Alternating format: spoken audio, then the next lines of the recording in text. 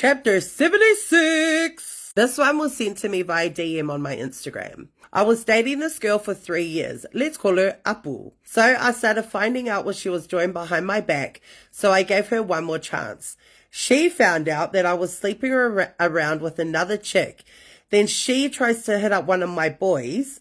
And then a week later, I was sleeping with her older sister while they were on call. Makwa fucking ole mea, man. So the sister that I slept with recently got married. Until this day, we still sleep around. When her husband leaves to work, I go over and we do the bad thing. And then I leave. And yeah, I fled her yesterday. So this guy added me on his Instagram so I could read his story. And he said, watch my highlights. Girl, he's all right with me sharing this before anyone comes at me. But he literally recorded him and the sister and posted it in his highlights. I'm not going to say anymore. Next one. In 2019, I received a message from a guy on Snapchat. Let's call him Tae. Tae was trying to chat me up, but I was healing from a 10-year relationship breakup and a miscarriage, and I wasn't interested in dating at that point. Tae stayed by my side and helped me through it. A year passed and we started dating. When I love hard, and I always spoil my mans. He made me the happiest girl alive. I ended up buying him shoes, the latest iPhone, and took him to Queenstown for his birthday. Thinking that I would marry this Tae, I gave in and we did the bad things everywhere and anywhere in every position. But let me tell you, sis, the bad things was actually bad. I faked all orgasms just to make him think he's all that. Mind you, I'm in a really strict Tongan family, so I have to rehearse that going to my parents for a sleepover phase to my parents and get my cousin to lie for me just so I could go see him. A few months pass and I start realizing he would only message me during the day, but in the afternoon till the next morning, he stopped messaging. In the weekends, he would fully avoid me till Monday. Red flag, sis. My brain thought he was busy at work and didn't think much about it. I noticed it was a pattern. I knew the days and hours he would message and also the days he wouldn't message.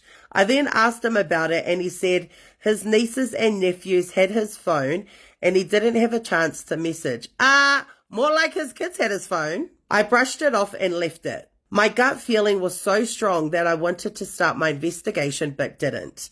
I fell for this guy so much till one day my family and I went for a swim and barbecue at the beach. I scrolled through Facebook and caught my eye on a name on Facebook and decided to click on the profile.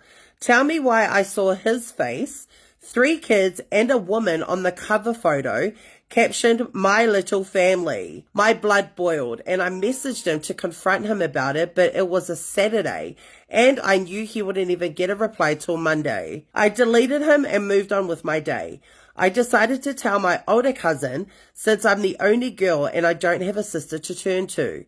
I showed her a pic of him and oh my days, my jaw dropped. She told me she knows him and his wife and that I'm not the only one he's been sleeping with. He also does the dirty with males.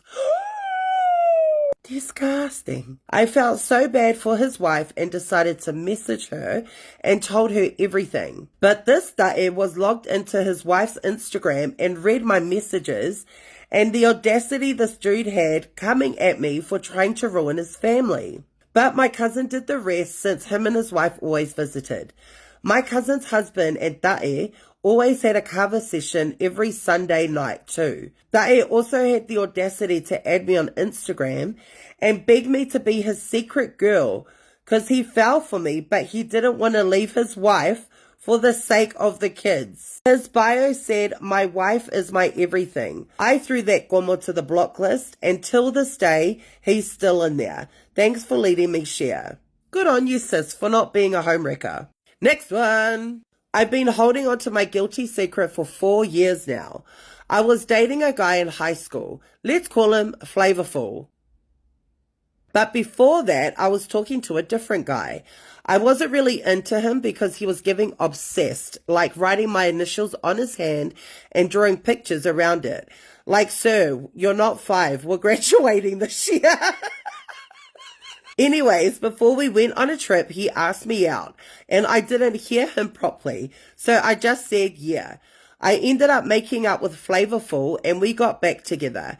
Everyone heard what had happened and hated me for it. I got ugly stares and talked about like I was the school's newsletter. Mind you, I was the nicest person in school. I did one thing wrong and got hated on like the world was going to end. Anyways, on the last week of school before the bell went, me and Flavorful were in his car parked outside the school on the main road doing the bad things. His windows were not even tinted, guy. I was scared for my life because other students and teachers were driving past, but they didn't see us. I'm pretty sure they would have seen you guys, but turned the other way. Anyways, I gave him the good sucky, and that was my first time doing it, and he finished in my mouth. I saw a bottle of juice and decided to backwash it into there. So you didn't swallow the kids. If you know, you know. When you're in high school and you have a drink, everyone asks for it. So I backwashed his flavor into the juice, shook it, and offered it to those puki'os that did me dirty with their stares and stories about me.